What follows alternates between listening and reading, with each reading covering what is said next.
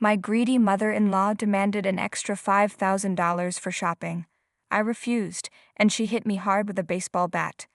I dropped to the floor while my husband just stood there, watching this drama unfold and not stopping his mother. I was filled with anger. That night, I left the house, determined to seek revenge. The next morning when they woke up, I had a big shocking surprise waiting for them. My name is Lisa, and I want to share my story. A story that began in a world filled with dreams, but quickly spiraled into a nightmare. At 29 years old, I was an online entrepreneur living in Dallas, Texas, thriving in the digital marketplace and earning about $30,000 a month. To outsiders, my life might have looked enviable. I worked from home, setting my own hours, and enjoyed the fruits of my labor. But behind closed doors, I was struggling in a toxic marriage to my husband, Ryan, and his controlling mother, Evelyn. It all started with Ryan. We met in college, both ambitious and full of hope. We shared dreams of success, and for a while it felt like we could conquer the world together. We married 3 years ago, thinking love would see us through anything. But as the months rolled on, reality set in. Ryan lost his job about 8 months ago, and that's when everything began to unravel. At first, I didn't mind supporting us. After all, I had built my business from the ground up. But the weight of responsibility started to feel like a mountain on my shoulders. I worked harder to make sure our bills were paid, the mortgage was covered, and groceries were stocked. Yet instead of gratitude, I faced demands. Evelyn, Ryan's mother, was always hovering nearby, her eyes glinting with greed. In her late 50s, she had her own ideas about how I should spend my money. She never missed an opportunity to remind me of my duty as a daughter-in-law. "You're doing so well, Lisa," she would say, her voice dripping with false sweetness. "Surely you can spare a little more for family." The first time she asked for money, it was a few $100s to cover her luxury trip to a resort. I hesitated, but Ryan encouraged me to help her out. "It's just a little something to make her happy," he said, his eyes pleading. I relented, thinking it was harmless. But after that, it was never ending. Evelyn's demands became more outrageous over time. One evening, she called me into the living room. "Lisa, we need to talk," she began, her tone serious. "I've been thinking about my wardrobe, and it's looking a bit shabby. I need at least $5,000 for a shopping spree. You can afford it." I froze, my heart racing. "Evelyn, I'm already covering everything. The mortgage, utilities, groceries, all of it comes from my income," I replied, trying to keep my voice steady. "I can't just keep giving you money for luxuries." Her expression twisted into one of contempt. "You think just because you earn a little that you can ignore your responsibilities? This is your family too, Lisa." Her words cut deeper than I cared to admit. "Family? You mean the family that doesn't contribute anything to the household?" I shot back, my patience wearing thin. I expected Ryan to step in to defend me, but he remained silent, his gaze cast down. The silence felt like betrayal. In that moment, the tension in the room snapped. Evelyn stood up, her frustration boiling over. "If you can't help, then maybe you should just get out of this family," she yelled, her face flushed with anger. "Maybe you should talk to Ryan about contributing," I shouted back, feeling a rush of defiance. Her eyes narrowed, and in a fit of rage, she picked up a baseball bat that was leaning against the wall. Before I could react, she hurled it toward me. I barely had time to flinch before it struck me in the face, the pain radiating through my entire body. I stumbled back, clutching my cheek as tears of shock filled my eyes. "What the hell, Evelyn?" I gasped, trying to catch my breath. I looked to Ryan, desperate for him to intervene, but he stood frozen, watching the scene unfold as if it were a reality show he couldn't change. My heart sank deeper. I realized in that moment that I was truly alone. "You're ungrateful," Evelyn screamed, her voice echoing in the room. "You think you can just take without giving anything back? You don't belong here." It was a turning point, the moment I understood the depth of their manipulation. I felt a mix of rage and despair as I staggered back, the pain in my face overshadowed by the hurt in my heart. I couldn't believe I had let things escalate this far. That night, I packed my bags. I didn't care that Ryan wasn't home. He had gone out with friends, leaving me to fend for myself. I gathered my belongings, determined to reclaim my life, even if it meant returning to my parents' house. As I drove away, Tears streaming down my cheeks, I felt a strange sense of relief wash over me. It was as if I had finally broken free from unseen chains. But along with that relief came a simmering anger, a desire for revenge. In the days that followed, I stayed at my parents' house, contemplating my next move. I knew I had to file for divorce. I was done living under the control of Ryan and his mother. I was tired of being treated like a bank instead of a partner. My resolve hardened. As I thought of Evelyn's cruel words and Ryan's betrayal, I could see them coming back, begging me to return.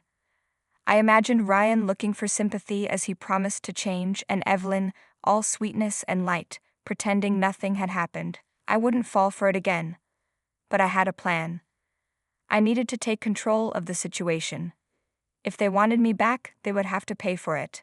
The thought of making them transfer ownership of the house into my name danced in my mind. It was a risky move, but I was done being the victim. As I plotted my revenge, I couldn't help but feel a mix of dread and excitement. I had a long way to go, but I was determined to reclaim my life and my worth, and I was ready to face whatever came next. Little did I know, the battle was just beginning. Days turned into a week after I left, and the initial pain of my departure began to fade, replaced by fierce determination. I was ready to take control of my life. My parents were supportive, offering me comfort and encouragement, reminding me that I deserved to be happy. They saw the bruises, not just on my face, but on my spirit. One evening, as I was sitting at my parents' kitchen table, my phone buzzed. I glanced at the screen to see Ryan's name flashing. My heart raced. I hadn't spoken to him since the night I left. I hesitated for a moment, but curiosity got the better of me. I answered. Lisa. Ryan's voice sounded small, almost defeated. Can we talk? Why? So you can convince me to come back? I shot back, trying to keep my anger in check. No, it's not like that. I want to apologize. I didn't know what to do that night. Mom, I never thought she would go that far. His words trailed off, and I could hear the guilt in his voice. Really, Ryan, you didn't know. You stood there and watched while she attacked me. I felt the heat rising in my chest. You didn't lift a finger to help me. I'm sorry. I was shocked. I thought it would calm her down if I didn't say anything. His excuse fell flat, and I could feel my patience wearing thin. Save it, Ryan. I don't want to hear your excuses. I'm done with this. I hung up, the familiar sense of betrayal creeping back. Over the next few days, I felt a mix of emotions: anger, frustration, and determination. I knew I had to take the next step. I spoke with a lawyer about filing for divorce, laying out my plans to ensure that I would not be taken advantage of any longer. My lawyer explained the process and advised me to gather financial documents and evidence of my income. The thought of facing Ryan and Evelyn again sent shivers down my spine, but I was resolute. That Friday, I received an unexpected visitor. As I was watching television, my mom came into the living room with a concerned expression. Lisa, someone's at the door for you, she said hesitantly. My heart sank. I knew who it was before I even opened the door. When I did, there stood Ryan and Evelyn, looking uncharacteristically subdued. Can we come in? Ryan asked, glancing at Evelyn, who wore a tight-lipped expression. I stepped aside, not because I wanted to, but because my curiosity was piqued. They walked in, and I could feel the tension in the air. What do you want? I demanded, trying to keep my voice steady.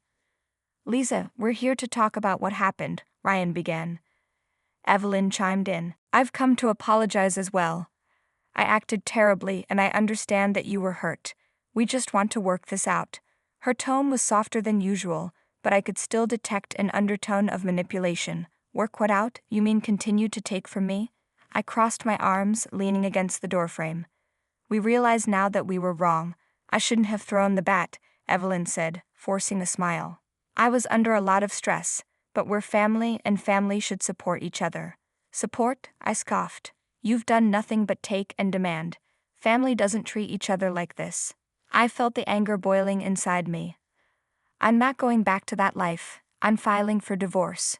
Ryan's expression shifted from confusion to panic. You don't have to do that, Lisa. We can make changes. Just give me a chance. Changes? Like what? You standing idly by while your mother bullies me? I shook my head, feeling the weight of my decision solidify. Please, just hear us out. We'll do better, Ryan pleaded, desperation in his voice. Evelyn added, What do you want, Lisa? Just name it, and we can figure something out. I hesitated. There was a part of me that wanted to lash out, but another part was calculating, ready to seize the moment. If you want me back, you need to transfer the house into my name. That's the only way I'll even consider it. Silence filled the room as they processed my words.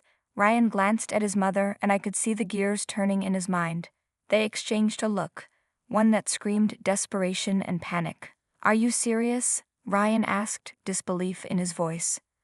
I've never been more serious, I replied firmly. You either want me back, or you don't.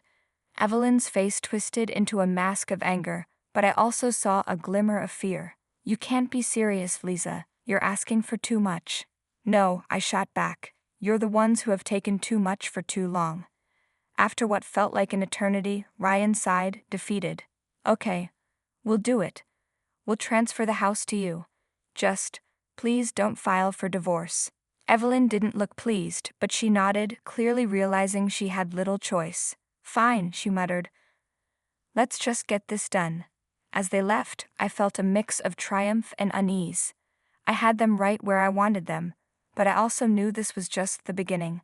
The battle for my independence was far from over, and the true extent of their manipulation would soon be revealed. I was ready to fight, but I could still feel the weight of their betrayal pressing down on me. The next steps would be crucial. I needed to stay strong. After that tense confrontation, the atmosphere in my life shifted. I was filled with a mixture of hope and caution as I prepared for the transfer of the house into my name. Every detail had to be handled correctly. This was my chance to reclaim my independence and finally escape the grip of Ryan and Evelyn. The following week, Ryan and Evelyn returned to my parents' house, bringing a set of legal documents. My heart pounded with anticipation as I examined the papers carefully. This was it. The moment I could turn the tables on them. Here's the paperwork, Ryan said, his tone serious as he laid the documents on the table.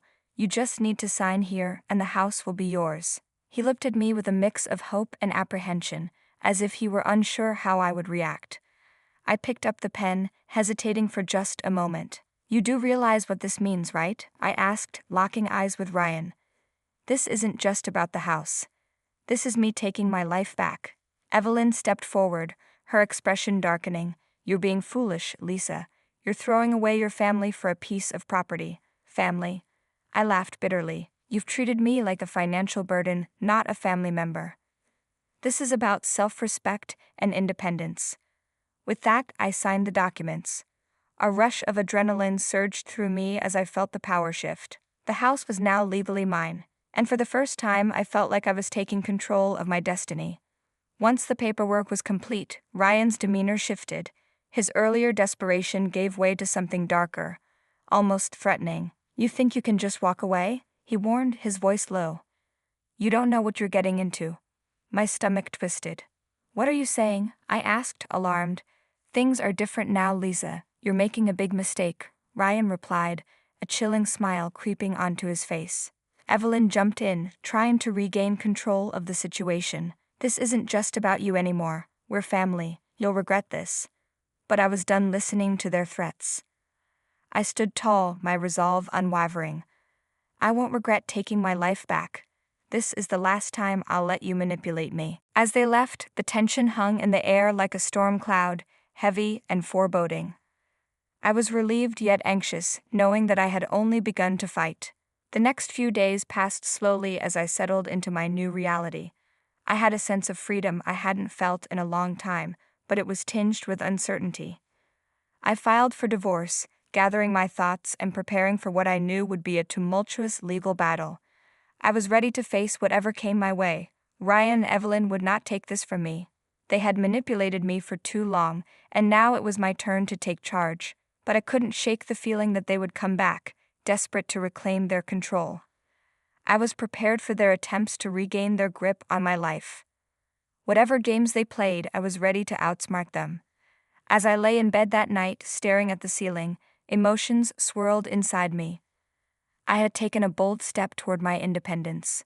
But the consequences were still looming ahead. I knew the road wouldn't be easy, but I had faith in my ability to fight for my future. The battle was just beginning, and I was determined to emerge victorious, no matter what it took. With the house now officially mine and the divorce papers filed, I felt an exhilarating rush of power. But the calm before the storm was all too palpable. I knew Ryan and Evelyn wouldn't take this lying down. As the days passed, I prepared myself for the inevitable confrontation, mentally rehearsing my words, reminding myself of my worth. A week later, my phone rang. Ryan, again. I took a deep breath before answering, steeling myself for whatever he had to say. Lisa. We need to talk, Ryan began, his voice lacking its usual bravado. I don't think you understand the situation. Enlighten me, I replied, keeping my tone firm.